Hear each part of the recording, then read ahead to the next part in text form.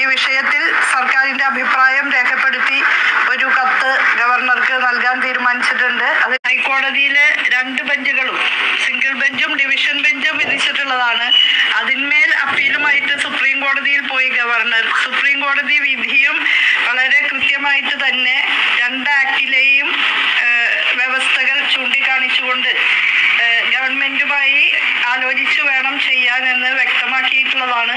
വീണ്ടും ഏകപക്ഷീയമായിട്ട് ഗവർണർ ഒരു നിയമനം നടത്തിയിരിക്കുകയാണ്. നിലവിലുള്ള ഏതെങ്കിലും യൂണിവേഴ്സിറ്റികളുടെ വൈസ് ചാൻസലർമാരെയോ അതല്ലെങ്കിൽ പ്രോ VCയെയോ അതുമല്ലെങ്കിൽ ഗവൺമെന്റിന്റെ റെക്കമെൻഡേഷൻ അനുസരിച്ച് ഗവൺമെന്റ് സെക്രട്ടറി ഉൾപ്പെടെയുള്ള നിർദ്ദേശങ്ങൾ അനുസരിച്ച് ആണ് ചെയ്യേണ്ടത് എന്ന് വളരെ വ്യക്തമായി ആക്ടിൽ പറയുന്നുണ്ട്.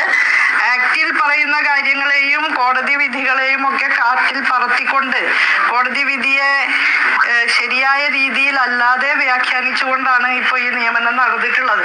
ഇതുമായി ബന്ധപ്പെട്ടുകൊണ്ട് AGയുമായി ബന്ധപ്പെട്ട് നിയമോപദേശം തേടിയിട്ടുണ്ട്.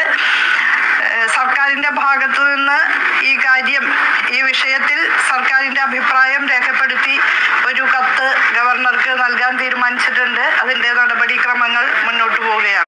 ആക്ടിൽ പറയുന്ന കാര്യങ്ങളെയും കോടതി വിധികളെയും ഒക്കെ കാറ്റിൽ പറത്തിക്കൊണ്ട് കോടതി വിധിയെ ശരിയായ രീതിയിൽ അല്ലാതെ വ്യാഖ്യാനിച്ചുകൊണ്ടാണ് ഇപ്പോൾ ഈ നിയമനം നടന്നിട്ടുള്ളത്.